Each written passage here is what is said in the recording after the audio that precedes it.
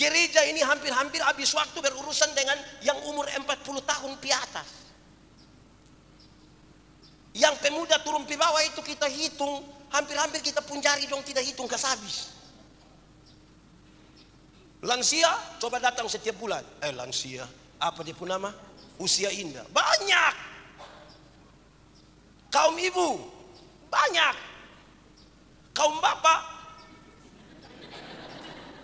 kami sedikit tapi mewakili banyak orang. Aku berkata kepadamu, kasihilah musuhmu, berbuatlah baik bagi yang membencimu, mintalah berkat bagi yang mengutuk, berdoa bagi yang mencacimu. Kalau pipi kirimu ditampar, berikan juga pipi kanan. Aku yang memilih kalian. Saudara-saudara, mari kita berdoa. Ya Tuhan Allah, kami mohon kepadamu, kuatkanlah dan teguhkanlah iman kami. Kami mau belajar firman Tuhan dan biarlah ini waktu bagi kami yang tidak kami sia-siakan, supaya kami pulang dalam sukacita oleh karena kebenaran firman Tuhan. Jauhkanlah semua penggoda pencobaan. Biar dalam damai-Mu kami belajar firman Tuhan. Kami rindu pada firman-Mu. Berfirmanlah bagi kami Tuhan, di dalam nama Yesus, firman yang hidup itu kami berdoa. Amin. Bapak Ibu Saudara-saudara, Shalom.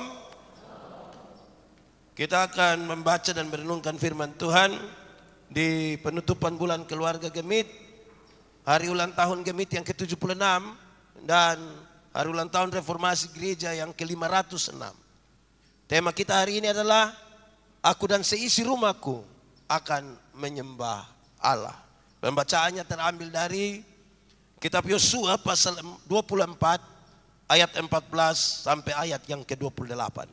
Yosua pasal 24 ayat 14 sampai ayat yang ke-28. Yang sudah dapat katakan amin. Amin, betul. Separuh tidak buka ju amin. Nah, saya jemput kita semua berdiri. Yang laki-laki akan baca ayat-ayat bilangan genap dan bilangan ganjil dibaca oleh yang perempuan. Yosua 24 ayat 14 sampai 28, laki-laki mulai ayat 14. Oleh sebab itu, takutlah akan Tuhan dan beribadahlah kepadanya dengan tulus, ikhlas dan setia. Jauhkanlah Allah yang kepadanya nenek moyangmu telah beribadah di sebelah sungai Efrat dan di Mesir, dan beribadahlah kepada Tuhan.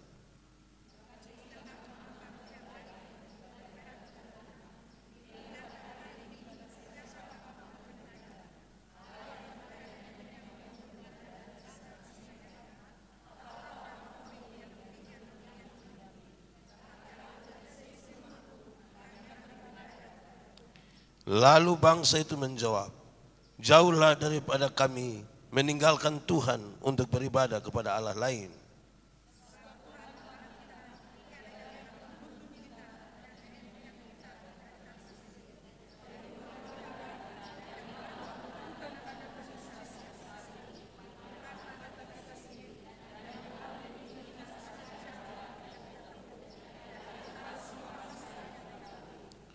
Tuhan menghalau semua bangsa dan orang Amori, penduduk negeri ini, dari depan kita.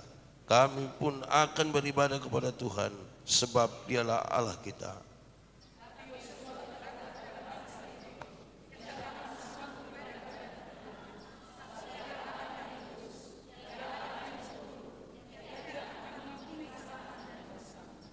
Apabila kamu meninggalkan Tuhan dan beribadah kepada Allah asing, maka ia akan berbalik daripadamu dan melakukan yang tidak baik kepada kamu, serta membinasakan kamu setelah ia melakukan yang baik kepada kamu dahulu.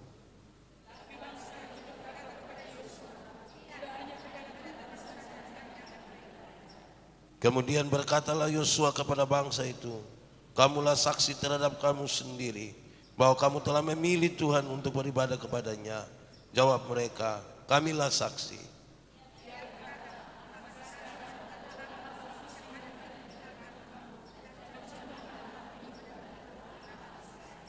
Lalu jawab bangsa itu kepada Yosua, kepada Tuhan Allah kita, kami akan beribadah dan firman-Nya akan kami dengarkan.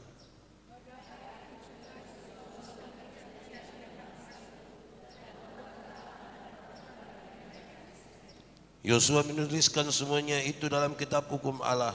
Lalu ia mengambil batu yang besar dan mendirikannya di sana, di bawah pohon besar di tempat kudus Tuhan.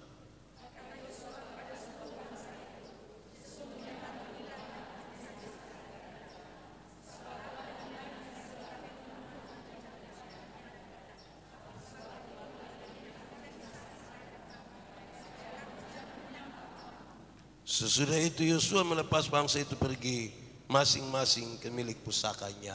Demikian firman Tuhan. Berbahagia setiap orang yang mendengar firman, memelihara dan melakukan dalam hidup setiap hari. Silakan duduk semua. Bapak Ibu Saudara-saudara, shalom. Kuat sedikit, shalom. Ada sukacita. Yang masih ingat hukum pertama dari 10 hukum boleh ucap. 1, 2, 3. Ini kurang kuat, berarti agak lupa-lupa sedikit. Yang masih ingat hukum pertama 1, 2, 3. Jangan ada padamu Allah lain di hadapan. Ini menjadi sesuatu yang penting dalam kaitan dengan teks ini. Kenapa? Bangsa Israel itu ada 430 tahun tinggal di Mesir. Mereka terbiasa melihat orang lain punya cara beribadah. Mereka terbiasa melihat orang-orang yang menyembah bukan kepada Allah Israel. Sekarang dalam perjalanan mereka, bahkan ketika Yosua memimpin mereka dan sudah masuk tanah Kanaan, masih berjumpa dengan orang-orang yang beribadah kepada Allah lain. Mungkinkah bangsa ini masih mengingat hukum itu? Jangan ada padamu Allah lain di jemaat. Saya ingin sampaikan pada kita, bangsa Israel tidak punya tradisi untuk membuat dan menyembah patung, tidak ada. Tapi karena terlalu lama ada di Mesir, mereka melihat orang-orang Mesir menyembah patung yang mereka buat sendiri. Ketika Musa ada di Gunung Sinai, turun, mereka sudah buat patung. Berarti pengaruh-pengaruh di sekitar mereka itu terlalu kuat. Pengaruh, melihat orang lain beribadah itu sangat kuat mempengaruhi bangsa ini.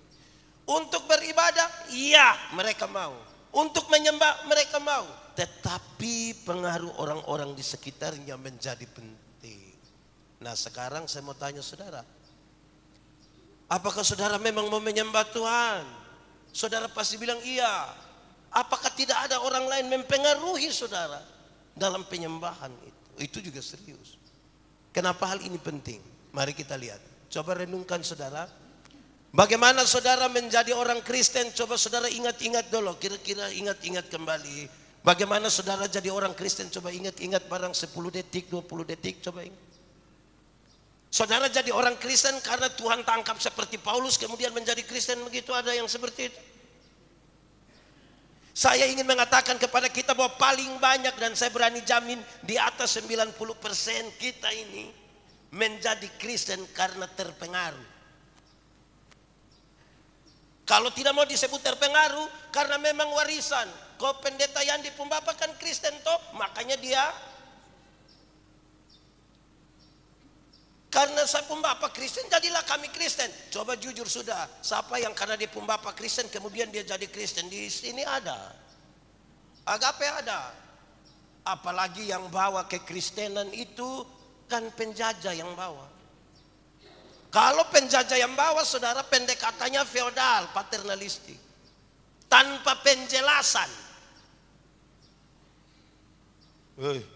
Kristen, jadilah Kristen. Kita punya anak-anak. Kalau kita bilang begini, anak-anak sekolah minggu. Terus anak-anak tanya, Bapak kenapa kita sekolah minggu? Bukan menjelaskan, tapi dong hanya bilang, orang tuanya bilang, anak kecil suruh sekolah minggu tanya. Ancam, jadilah Kristen tanpa penjelasan. Betul kok? Mari mengaku dosa bahwa kita di rumah juga begitu. Itu jadi soal baru. Kita bangga sekali karena semua jadi Kristen. Saya melayani di banyak tempat. Salah satunya di Sabu. Beberapa orang datang bilang, Bapak, di rumah tinggal nenek saya yang belum baptis. Semua sudah. Tinggal. Tapi baptis habis, nenek ini hanya pikir baptis. Dalam perjumpaan dengan pengalaman orang lain beribadah, saya kira kalimat ini penting. Tapi aku dan seisi rumahku akan menyembah Allah. Aku dan seisi rumahku akan menyembah Allah. Allah Israel itu yang kami sembah. Kami tidak akan menyembah yang lain-lain. Saudara tahu kita ini kan pegang banyak sekali tradisi. Saya tidak bilang semua tradisi salah. Tapi kita ini karena tidak ambil keputusan secara pasti, kadang-kadang tanpa sadar kita menyembah banyak-banyak. Menyembah banyak-banyak. Mau dia punya contoh? Dia punya contoh gampang. Kita percaya bahwa berkat-berkat itu Tuhan yang kasih. Ada amin? Saudara setuju kalau berkat Tuhan yang menjadikan saudara kaya? Amin? Yakin? Kalau saudara yakin, bilang berkat Tuhan yang kasih. Tapi saya lihat di beberapa tempat itu dong pakai itu barang yang panggil orang bilang.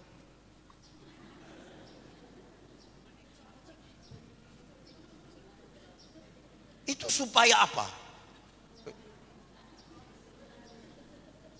Jadi kita ini belum yakin betul-betul bahwa Tuhan itu.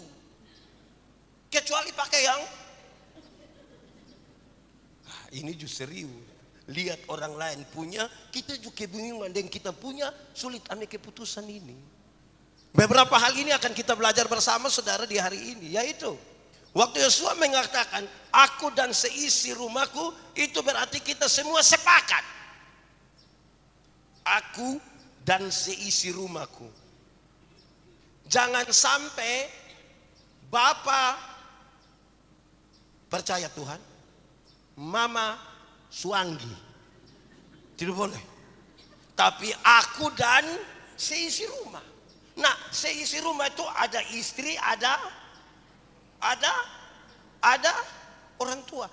Aku dan semua ini menyembah Tuhan. Makanya tadi saya bilang, jangan suami percaya kepada Tuhan, istri Suanggi. Tidak bisa. Dua-dua mesti percaya Tuhan. Semua mesti rajin. Pak, bagaimana kalau satu percaya Tuhan, satu tidak? Beban bagi mereka yang percaya pada Tuhan. Dia harus memenangkan istrinya. Dia harus memenangkan isi rumahnya. Harus. Kalau dia tidak memenangkan, hanya dua kemungkinan. Kemungkinan yang pertama adalah masing-masing urus diri sendiri. Kemungkinan yang kedua, dia ikut itu orang. Hanya itu saja. Saya suka bilang di sini toh, Aci, kenapa datang sendiri? Teh suami. Terus dia bilang, tahu sendiri teh. Jadi sudah biar dia begini sendiri, saya pun sendiri. Aku dan seisi rumah. Baru beberapa minggu lalu saya kasih tahu, kita orang tua ini terlalu senang kalau anak punya kemajuan di bidang lain. Anak umur 4 tahun, 5 tahun sudah les bahasa Inggris, les bahasa Mandarin, les balet. Jadi kalau kita panggil Jonathan lari begini. Omong tidak salah kan? Tapi ketika dia pemalas sekolah minggu, kita tidak paksa dia sekolah minggu. Anak boleh hebat yang lain-lain, tapi kalau dia pemalas sekolah minggu, orang tua tidak paksa. Kalau dia pemalas peles, kita bilang, Pi sudah, nanti minta apa papa kasih, minta apa. Tapi kalau sekolah minggu dia tidak. Saya bayangkan saudara-saudara, kalau ini orang tua semua kasih dia 10 anak sekolah minggu, maka Aci Lili dengan teman-teman repot urus sekolah minggu, kan terlalu banyak anak sekolah minggu. Kita sibuk. Saudara tahu, gereja ini hampir-hampir habis waktu berurusan dengan yang umur 40 tahun di atas. Yang pemuda turun di bawah itu kita hitung, hampir-hampir kita pun jari dong tidak hitung, gak habis. Lansia coba datang setiap bulan. Lansia, apa dia pun nama? Usia indah. Banyak. Kaum ibu, banyak. Kaum bapak, kami sedikit tapi mewakili banyak orang, saudara. Ya, tapi yang anak-anak itu dia terlalu banyak. Ya, dia kasih tahu, harusnya kita satu rumah. Semua yang di dalam rumah itu beribadah kepada Tuhan. Saya suka nasihat anak-anak muda dong. Hei anak muda, ada 2 nasihat yang penting. Nasihat yang penting pertama itu adalah yang perempuan jangan terlalu andalkan itu laki-laki punya les di sini, jangan terlalu andalkan. Dia boleh gaya kau pakai les di sini, ingat satu saat bukan ini saja yang kosong, semua akan kosong, ini kosong. Mau andalkan apa?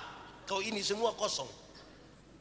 Yang kedua, Alkitab mengatakan pasangan yang sepadan itu adalah satu. Kalau mereka berdua sama-sama percaya Tuhan, itu sepadan. Kalau satu percaya, satu tidak percaya, itu tidak sepadan. Kita tidak akan membangun kehidupan rumah tangga yang baik. Tidak. Dua-dua mesti jadi orang yang percaya kepada Tuhan. Nah, saudara lihat. Aku dan seisi rumahku menyembah Tuhan. Ini sesuatu yang baku dukung. Baku dukung, betul-betul baku dukung. Istri dukung suami, suami dukung istri.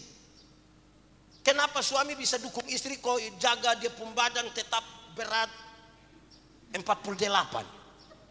Tapi tidak bisa ikut dukung istri, kau ikut paduan suara. Betul kau tidak?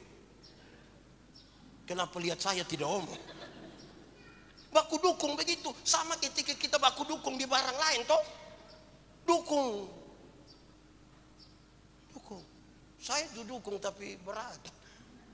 Ya saudara-saudara, memang baku dukung itu penting. Saya tadi malam berkhotbah saya bilang begini, ini pemilihan majelis jemaat. Kalau di gemit yang lain itu kan yang penatua dong kan berkhotbah toh. Jangan sampai dia punya istri penatua berkhotbah di situ, dia punya suami ada mabok di sini, tidak bisa. Dua-dua mesti baku dukung. Jangan sampai istri ada khotbah di situ, suami ada judi di sini. Cakar-cakar ini KP. Kita kira dia pakai C. Padahal dia ada. Nah, tidak bisa begitu, tidak bisa. Baku dukung di sini. Nah, yang menarik dari penjelasan teks itu adalah dia bilang begini. Kamu harus menyembah Tuhan itu dalam ketulusan, kerelaan dan kesetiaan. Ketulusan, kerelaan, kesetiaan. Kita ini kalau buat apa-apa tidak tulus, tidak rela, tidak bisa. Tidak bisa.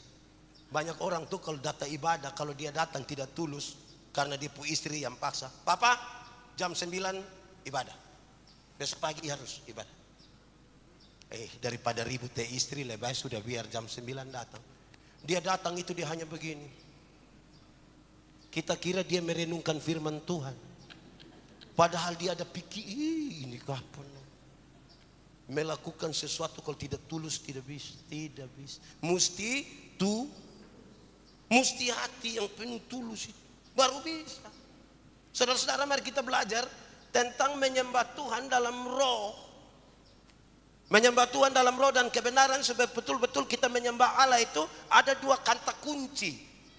Roh, kebenaran. Lawan dari roh adalah kedagingan. Saudara tidak boleh menyembah Tuhan dalam kedagingan, tidak boleh. Jangan datang untuk cari kedagingan di sini, tidak boleh. Yang kedua, kebenaran itu punya kata kunci, punya lawan adalah kemunafikan. Orang kalau menyembah Tuhan harus dalam roh, dalam kebenaran. Jangan dalam kedagingan, apalagi kemunafikan. Tidak boleh. Menyembah Tuhan dalam roh dan kebenaran supaya kita dapat yang ketulusan, kerelaan, hati yang ikhlas. Dia kasih tahu, satu, menyembah Tuhan dalam roh dan kebenaran itu, saudara,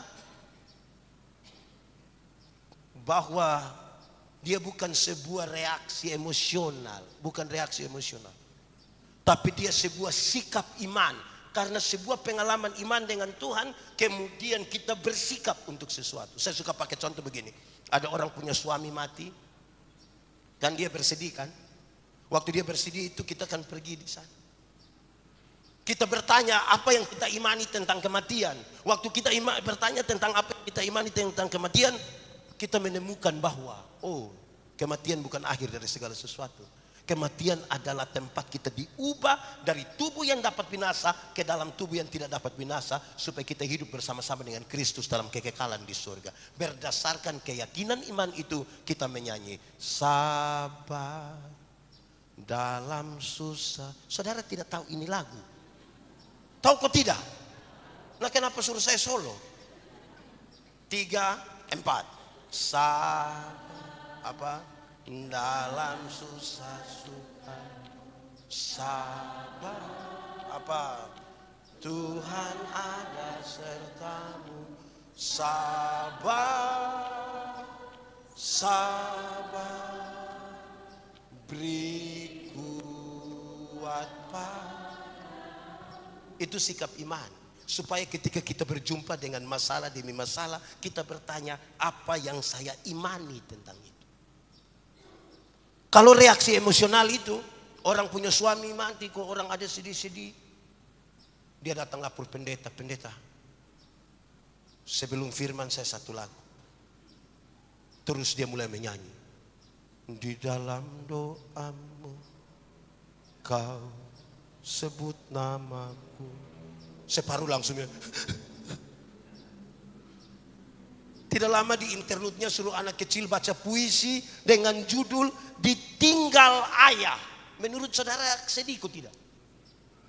Semua orang menangis, baru habis itu dia kasih tahu semua orang, dia bilang, saya menyanyi dan semua menangis. Saudara kira itu roh yang kasih menangis doang? Orang kalau sudah kedinginan jangan picelup lagi dia di dalam air laut. Amin kok. Saudara tidak amin juga, ini amin. Ya, kalau saudara hanya ingin menangis, cukup nonton film Korea. Saudara bisa menangis-menangis sampai setengah mati padahal tahu dia akhir. Ibadah menyembah Tuhan dalam roh dan kebenaran itu saudara, dia sikap iman, bukan reaksi emosional. Kedua, menyembah Tuhan dalam roh dan kebenaran itu saudara, bahwa kepuasan manusia tidak boleh lebih tinggi dari kemuliaan Allah. Kepuasan manusia tidak boleh lebih tinggi dari kemuliaan Allah. Saya khotbah habis, saudara mau puas, kalau tidak puas tidak penting. Tahun depan mau undang saya khotbah lagi di sini, tidak, bukan, memang saya pendeta di sini.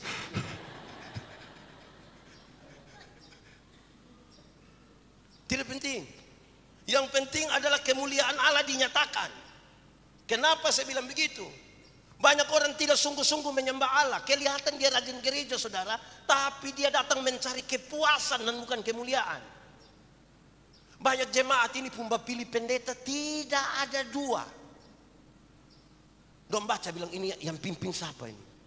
Oh, ini yang pimpin pendeta gila, lebih kita tidak usah pilih. Kalau kita hidup mau cari kepuasan tidak bisa. Menyembah Tuhan dalam roh dan kebenaran itu, kepuasan manusia tidak bisa lebih dari kemuliaan Allah.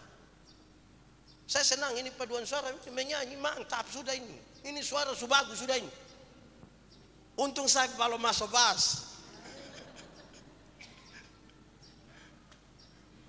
Jadi apa yang ada pada kita bukan untuk sebuah kepuasan, tapi bagi kemuliaan. Saudara kalau mau cari yang puas-puas, dunia memberikan kepada saudara terlalu banyak yang puas-puas.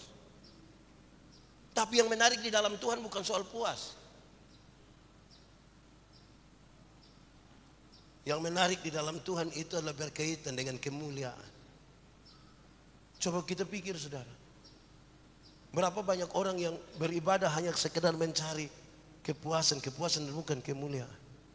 Ketiga, menyembah Tuhan dalam roh dan kebenaran itu saudara, Tuhan menjadi satu-satunya pusat dari sebuah penyembahan. Dalam sebuah ibadah, dalam sebuah penyembahan, Tuhan menjadi satu-satunya pusat. Tidak boleh ada ornamen apapun yang menggantikan Tuhan. Tidak boleh. Bukan pengkhotbah, bukan penerima tamu, bukan yang pimpin di sini, bukan yang menari-menari, bukan lampu. Tuhan menjadi satu-satunya pusat. Kalau kita menggeser itu, kita menggantikan itu, kita tidak sementara menyembah Allah. Tidak sementara menyembah Allah. Kenapa saudara? Dalam konteks ini, aku dan seisi rumahku akan menyembah Allah. Kita tidak usah pikir bilang ada berhala di mana kok apa, itu terlalu besar, terlalu jauh. Banyak kali saudara-saudara, kita pun diri kita jadikan berhala baru. Kita pun cara berpikir kita jadikan berhala baru. Kita punya kekayaan kita jadikan dia menjadi berhala baru. Kita pun teman kita jadikan dia menjadi berhala. Kita lebih kepada hal itu dan bukan kepada Tuhan. Tuhan itu paling gampang dikhianati dan dikecewakan. Karena kita kan tidak lihat dia langsung. Karena kita tidak lihat dia langsung, maka dia yang paling gampang kita abaikan. Dulu kan saya pernah bilang pada saudara, kalau jam 5 ibadah, jam 5 pesta, pilih mana? Pilih pesta juga tidak apa-apa. Jangan terlalu rohani-rohani juga. Yang menarik adalah alasan memilih, bukan soal tempatnya. Alasan memilih. Saya biasa pakai contoh begini. Mama, Bapak, kenapa tidak pergi ibadah tapi pergi pesta? Terus dia bilang, Pak Pendeta minta maaf. Tuan rumah undang langsung. Wih, tuan rumah undang langsung, kita perasaan itu rasa, wih. Karena tuan rumah undang, saya bilang hati-hati kalau saya yang tanya.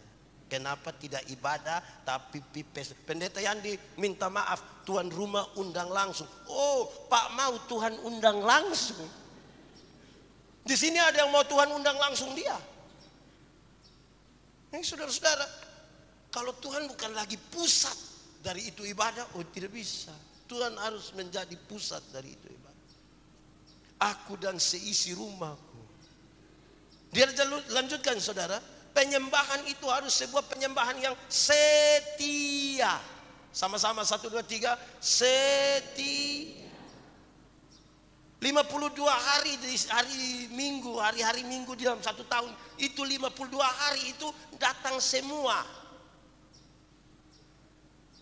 Bukan 52 hari nah dia datang 5 kas tinggal 2. Itu baru berapa?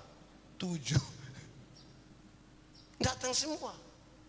Tapi kenapa rumah menjadi penting? Saudara tahu?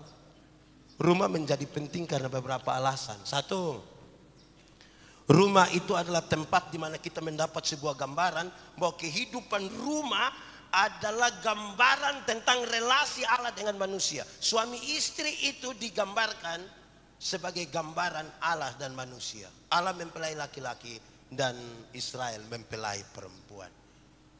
Pasti dia punya kesimpulan adalah semakin dekat seorang suami dengan Tuhan, semakin dekat seorang istri dengan Tuhan, makin dekat dia dengan orang-orang yang ada di sekitarnya. Itu gambaran pertama. Bahwa gambaran tentang relasi manusia dengan Tuhan Allah itu dapat pertama di rumah. Kedua, rumah bukan tempat yang kebetulan. Rumah bukan tempat yang kebetulan. Kenapa? Saudara kira saudara punya anak itu kebetulan? Saudara pikir bahwa istri itu kebetulan? Suami itu kebetulan? Tidak kebetulan. Siapa yang berani bilang saya bilang Pak Pendeta, saya benar-benar tidak tahu. Saya tidur-tidur begini sadar dia di sebelah. Kan tidak mungkin begitu. Tidak ada yang kebetulan. Itu sesuatu yang direncanakan. Oleh siapa? Oleh Tuhan Allah. Makanya kalau ibadah di rumah itu lebih jujur. Saudara, ibadah pada prinsipnya itu analog, perjumpaan. Tapi waktu COVID itu kan kita disuruh ibadah di rumah toh. Nah, ibadah di rumah ini yang menarik. Ada dia pun baik juga. Walaupun ibadah harus ketemu begini. Tapi waktu kita ibadah di rumah itu menarik. Kenapa? Kalau kita di gereja, waktu kasih persembahan, ada kemungkinan kita memberi persembahan karena orang di sebelah ada kasih.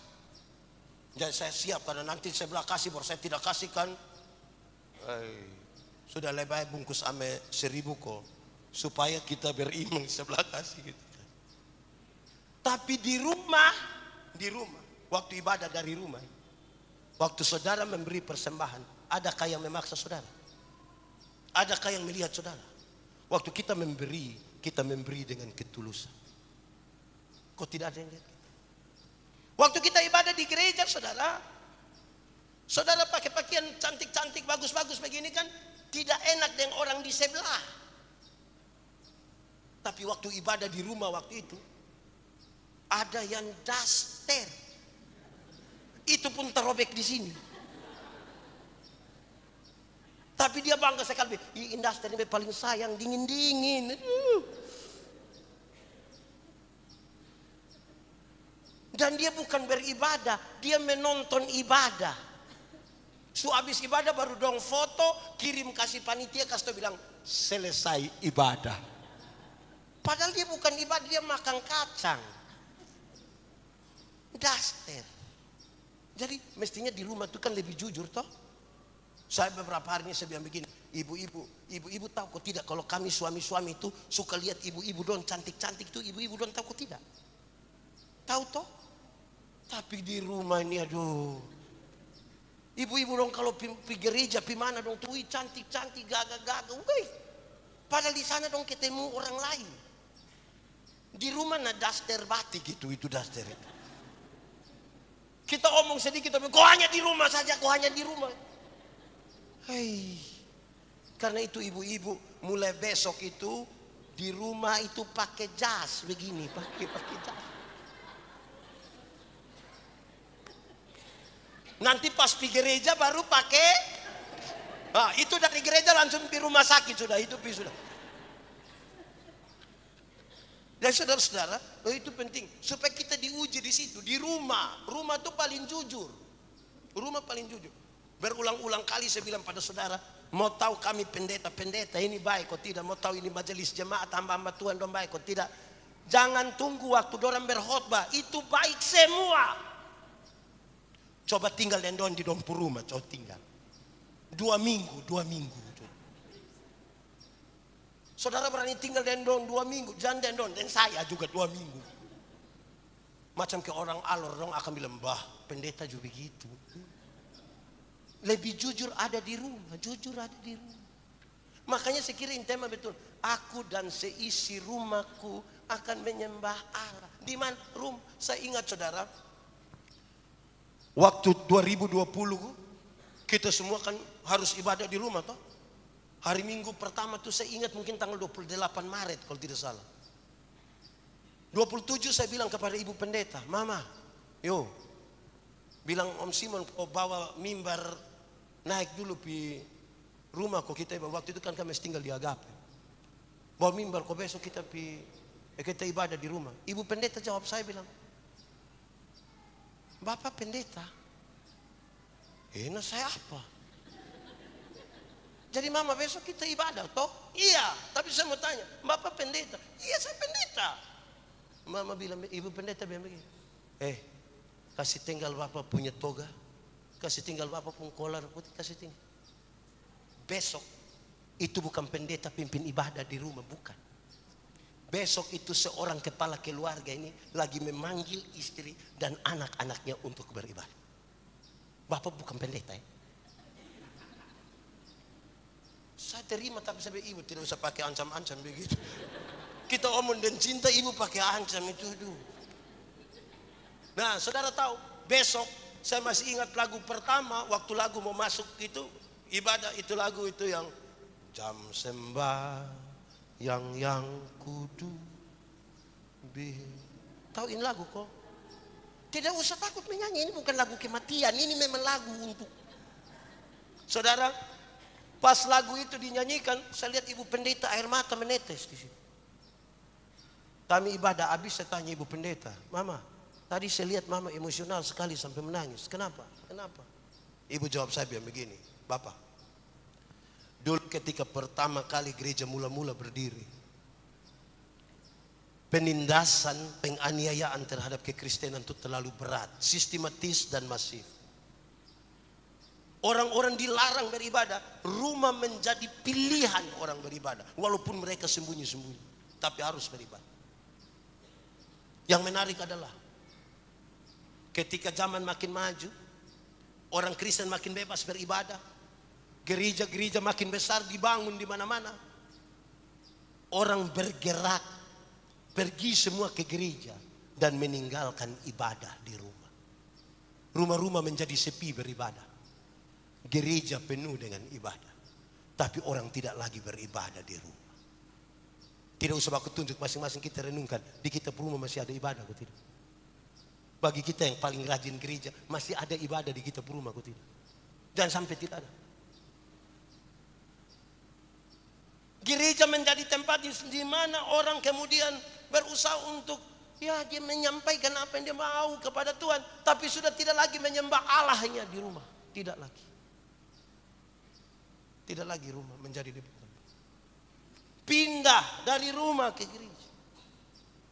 Waktu kita ibadah di rumah itu kan ada permintaan bilang begini, pendeta-pendeta, ingat kami kepala keluarga ini bukan semua punya latar belakang teologi. Jadi tolong ya Pak Pendeta, tulis itu khotbah dong kok, kepala keluarga yang pimpin dan baca itu khotbah. Maka putri mulai bikin itu khotbah dong kok bagi. Waktu sudah bagi-bagi, hari Minggu sekarang beribadah di rumah. Anak-anak itu kan biasa siap tempat duduk duluan. Mama datang, sekarang tinggal pemimpin ibadah, yaitu Bapak. Bapak pakai batik. Semua istri anak sudah ada dan Bapak sampai pegang Alkitab. Anak-anak kan agak heran tuh. Jadi spontan anak-anak bilang begini, wih. Pas anak-anak bilang wih, Bapak, kamu ibadah, saya tidak ibadah lagi. Dia mulai tersinggung.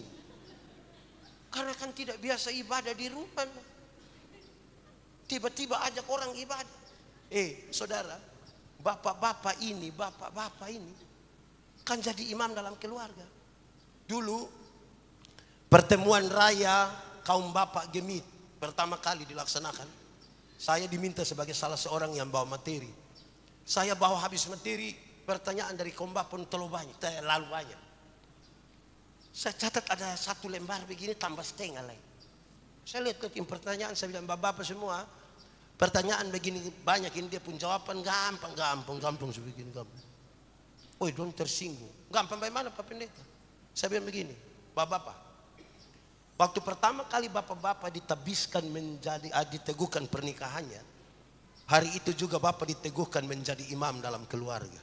Pertanyaannya adalah, apakah fungsi imam dalam keluarga bapak jalankan atau tidak? Kalau fungsi imam dalam keluarga tidak dijalankan, makanya ini pertanyaan banyak.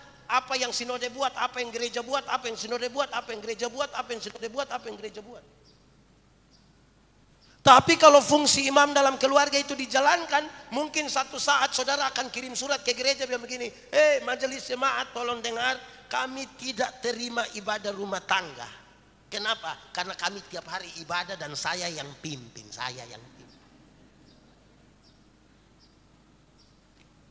Tapi karena kita tidak melakukan itu, maka kan kita menunggu.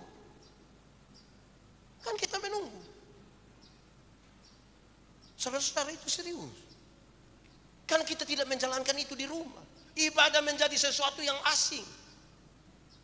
Saudara tahu, orang pergi gereja satu minggu berapa kali?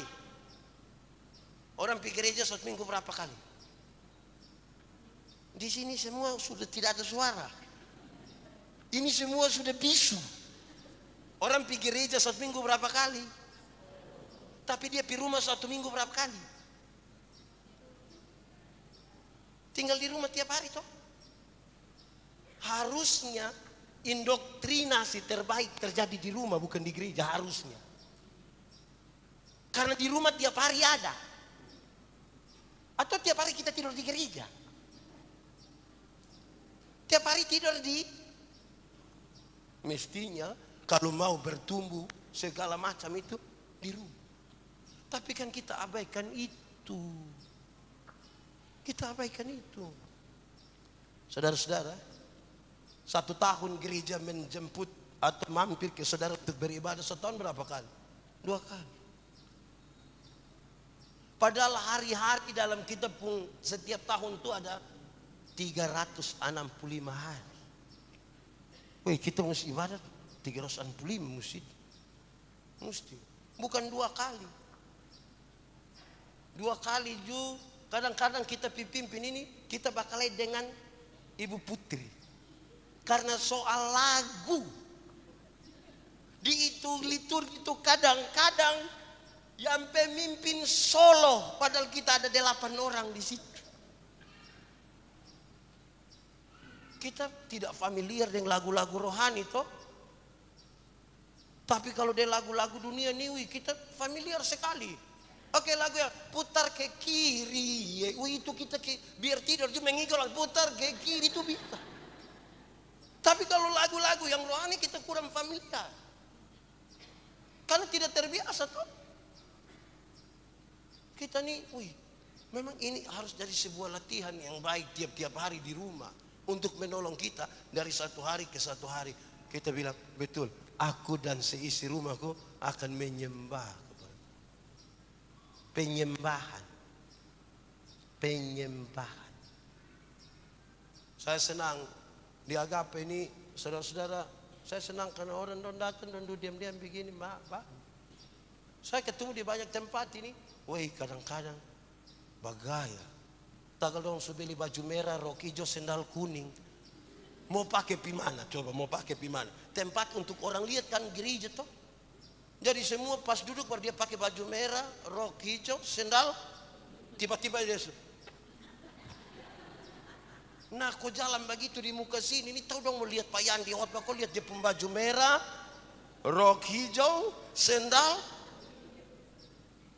Lama-lama kita khotbah tentang Yosua, dia bilang, Yosua yang rok hijau itu kan tidak, karena dia pun rok hijau lebih banyak untuk. Ya saudara-saudara, saya kira itu betul. Mari kau, aku dan seisi rumahku akan menyembah Allah, itu sekaligus dengan kesediaan menerima konsekuensi. Keputusan untuk percaya dan menyembah Tuhan itu keputusan dengan konsekuensi. Itu harus dengan keputusan dan konsekuensi. Saya ada di satu tempat, saudara, diperhadapkan dengan boleh sebut nama Tuhan Yesus atau tidak. Saya telepon saya istri, tanya, Mama situasinya begini, apakah saya harus sebut nama Yesus atau tidak? Saya istri jawab, saya potong saja, sebut saja nama Yesus. Bahwa kalau nanti Bapak mati karena menyebut nama itu, anggaplah itu sebuah resiko dari keputusan untuk memilih. Resiko dari keputusan untuk memilih. Aku dan seisi rumahku. Kalau kamu merasa bahwa menyembah kepada Allah itu tidak penting, silakan. Tapi aku dan seisi rumahku, itu sebuah sikap. Bukan sebuah kompromi, itu sebuah sikap yang pasti ada konsekuensi di balik itu. Nah, saudara-saudara, saya kira memang ini jadi catatan penting bagi kita. Kalau kita di rumah tidak terbiasa dengan ibadah, dengan menyembah Tuhan, maka dimanapun kita berada itu tidak menjadi sebuah kebiasaan yang baik. Kita mungkin akan sekedar mencari hal-hal yang memuaskan telinga. Dan Tuhan tidak akan pernah menjadi pusat dari penyembahan-penyembahan kita. Tuhan memberkati kita. Mari kita tunduk kepala di hadapan Tuhan. Mari kita berdoa. Ya Tuhan Allah, terima kasih untuk firman. Kami renungkan dalam keterbatasan kami, tapi kami berdoa, Tuhan tolonglah kami supaya firman ini bertumbuh dan berbuah dalam hidup kami. Terpujilah nama Tuhan. Di dalam nama Yesus kami berdoa. Amin. Aku berkata kepadamu, kasihilah musuhmu, berbuatlah baik bagi yang membencimu, mintalah berkat bagi yang mengutuk, berdoa bagi yang mencacimu. Kalau pipi kirimu ditampar, berikan juga pipi kanan. Aku yang memilih